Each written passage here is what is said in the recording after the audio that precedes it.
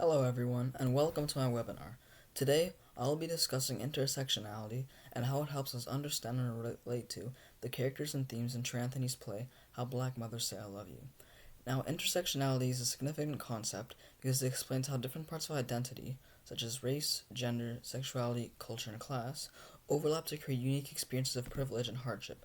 By using this lens, we can understand the reasons why characters like Daphne make such tough decisions and why generational and cultural conflicts make appearances in the play.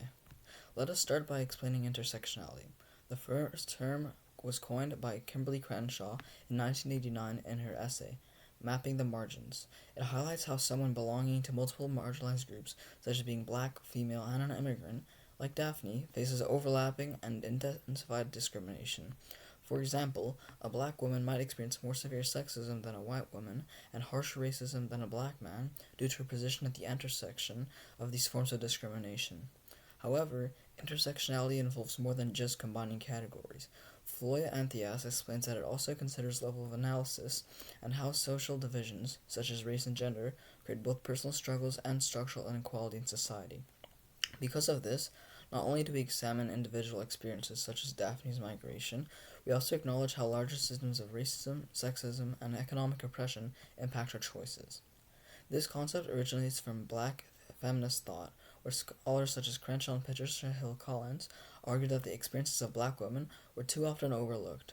Much research focused only on race for black men or gender for white women. Understanding intersectionality is crucial for seeing how the complete picture of someone's lived experiences, especially in marginalized communities. Now, let us connect this research to Daphne's story in the play. Daphne's migration and sacrifice demonstrate how race, gender, and economic struggles intersect to limit her options. Because systemic racism and sexism create economic barriers, Daphne could not afford to support her children while staying with them. As a result, she made the heartbreaking decision to migrate abroad for work, leaving her daughters behind with her grandmother.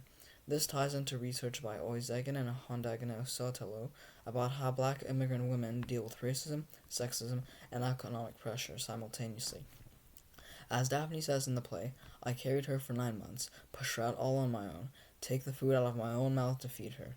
This statement highlights the depth of her sacrifice, and the love shown through action, even though it caused emotional distance. However, her daughter Claudette misinterprets the sacrifice, which reflects the emotional strain of migration. Claudette feels abandoned and hurt by her mother's absence, expressing, For 6 years, she forgot about us and left us, and thought it'd be okay to pick up where she left us, and it's not. And that's not a memory, it's a fact.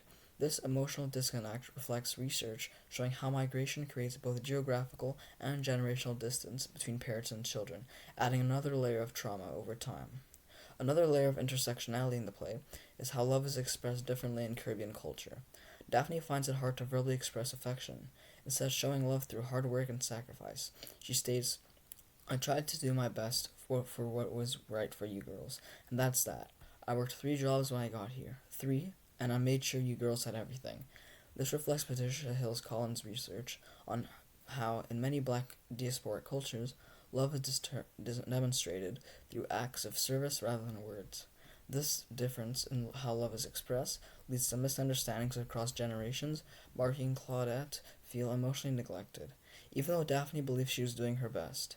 Now, let's discuss faith, sexuality, and generational conflict, another significant intersection in the play.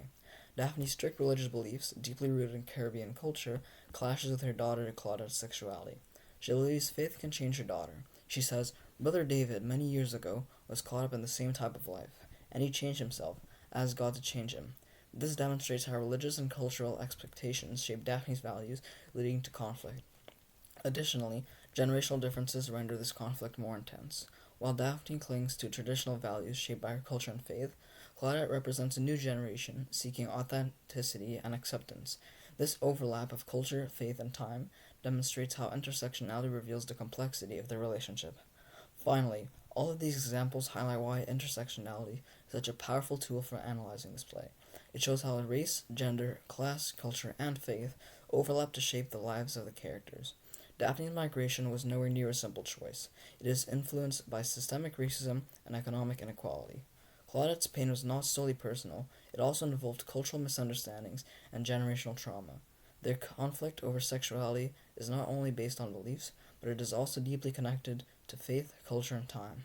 In conclusion, understanding intersectionality is introduced by Crenshaw, explained by Anthias, and supported by Collins and Always Again, allows us to see that the deep layers in how Black mothers say I love you.